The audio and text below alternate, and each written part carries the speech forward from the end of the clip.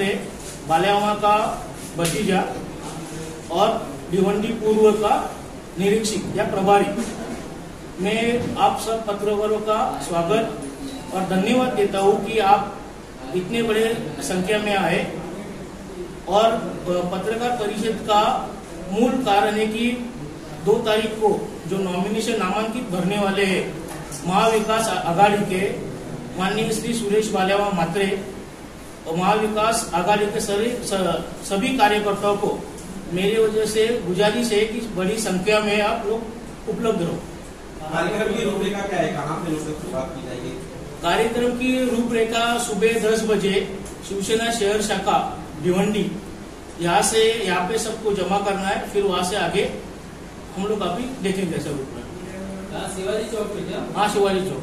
Timing क्या है? Exact timing सुबह 10 बजे। मी तुम्हाला सांगतो की पहिला बाल्यामानी पहिले वचननामा तुम्ही वाचला असेल, त्याच्यामध्ये सर्वप्रथम टोरेंटचा जो मुद्दा आहे तो सर्वांना टोरेंटचा मुद्दा आहे आणि टोरेंट आपल्याला हटवायचे आहे, हा आमचा बेसिक हे असणार आहे।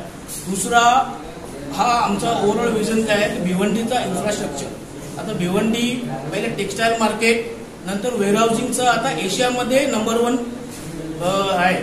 आता भिवंडीसाठी इन्फ्रास्ट्रक्चर काहीच नाही, ना फायर ब्रिगेड नाही, रोड नाही, कुठलेही बेसिक इव्हन ड्रेनेजही नाहीये।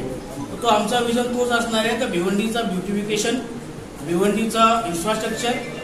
आता एवढा वेअरहाऊस असल्यामुळे कुठं काही अपघात, कारण फायर होते तर फायर ब्रिगेडसाठी काही इक्विपमेंट नाही, तो आम्ही त्या फायर ब्रिगेडसाठी आम्ही निधी उपलब्ध करून जेवढं इक्विपमेंट अपग्रेड करता येतील फायर ब्रिगेडसाठी 2-3 स्टेशन सब स्टेशन करता येईल, तो आमचा प्रयत्न असणार आहे।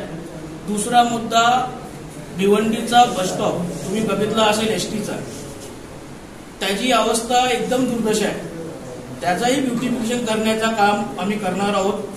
तिसरा भिवंडीचा आयजीएम हॉस्पिटल बद्दल बोलायचा तो सब डिस्ट्रिक्ट हॉस्पिटल आहे, त्याला आपण डिस्ट्रिक्ट हॉस्पिटल दर्जा दिल्यानंतर जसे सिव्हिल हॉस्पिटल, केम हॉस्पिटल तशी फॅसिलिटीज उपलब्ध होतात, ते करण्याचा आमचा ध्येय आहे।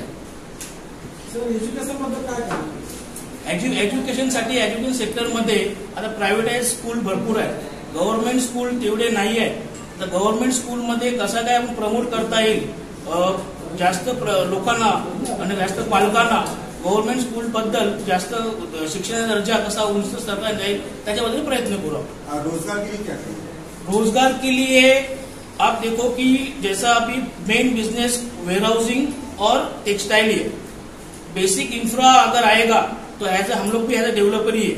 अभी फिलहाल हम लोग के जो भी वेयरहाउसिंग में लगभग 90 से 1 लाख लोग रोजगार उपलब्ध कर चुके हैं, और ये रिकॉर्ड में अगर एमआईडीसी का कोई भी स्कीम लाते हैं हम लोग अंडर एमआईडीसी में, तो हम लोग को गवर्नमेंट के अंदर लिख के देना पड़ता है कि 1 एकड़ में हम लोग कितना रोजगार ला सकते हैं। तो रोजगार के लिए ही हम लोग कोशिश करेंगे वेयरहाउसिंग सेक्टर में और टेक्सटाइल मार्केट में। ये चुनावी जुमला या नहीं, चुनावी जुमला नहीं है। आप कभी भी आके, मैं अभी मेरे कंपाउंड में पीछे ही अपन जहाँ बैठे क्रिएटिव गारमेंट करके, वहां से आप देखो कि भिवंडी के महिलाओं की ऑलमोस्ट 15 से 20 हजार लोग काम कर रहे हैं। अभी तक इतनी बड़ी भिवंडी शहर के अंदर कोई डिग्री कॉलेज नहीं, उसके लिए क्या करेंगे? तो हम लोग को कोशिश वही करेंगे कि जैसा हर एक इसमें डिग्री कॉलेज हुआ, बाकी पॉलिटेक्निक कॉलेज हुआ, कोई भी लॉ, उसके लिए हम लोग प्रयत्न करेंगे।